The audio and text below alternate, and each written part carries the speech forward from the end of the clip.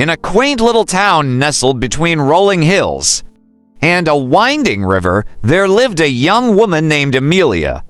She had auburn hair that caught the sun's rays and eyes as deep and green as the forest.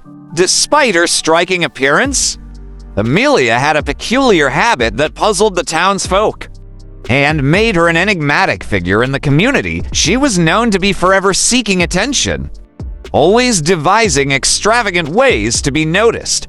Amelia's need for attention was not born out of vanity, but rather a deep-seated insecurity. She had grown up feeling invisible, overshadowed by her more accomplished siblings.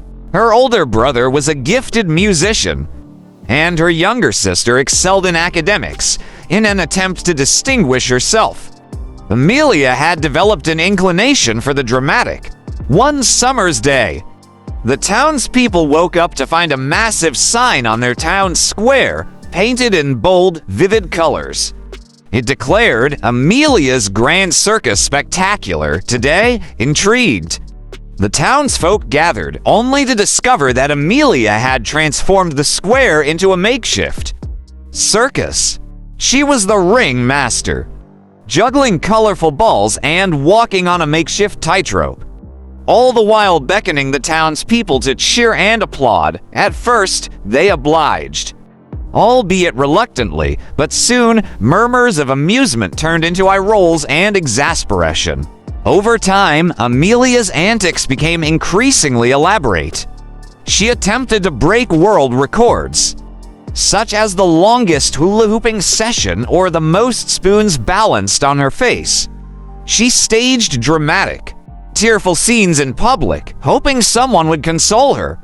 But her ploys for attention only pushed people away, making her feel lonelier with each failed attempt. One day, as Amelia was sitting on a park bench, feeling dejected and unnoticed, an old man named Elias approached her. His face was withered by time, but his eyes sparkled with wisdom and kindness. He had been a quiet observer of Amelia's antics for some time, eager for attention. "Are you?" Elias asked, a smile playing at the corners of his mouth. Amelia sighed and nodded. "I don't know why I do it. I just want someone to see me, to appreciate me."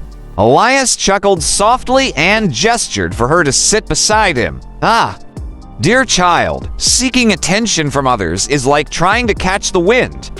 It slips through your fingers just when you think you have it." Amelia looked at him, puzzled. "What do you mean?" Elias began to share his own story. He had once been a renowned musician, celebrated throughout the land for his mastery of the violin.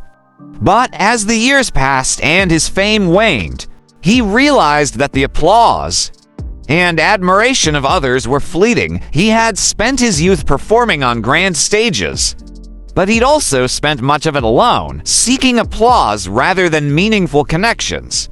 "In my quest for attention," Elias said, "I missed out on life's true treasures, the simple joys, the genuine friendships, and the beauty of the world around me. I was like a blind man chasing after shadows." Amelia listened intently, and Elias' words struck a chord within her. She began to see the emptiness in her constant quest for attention and recognition. The realization was like a veil lifting from her eyes.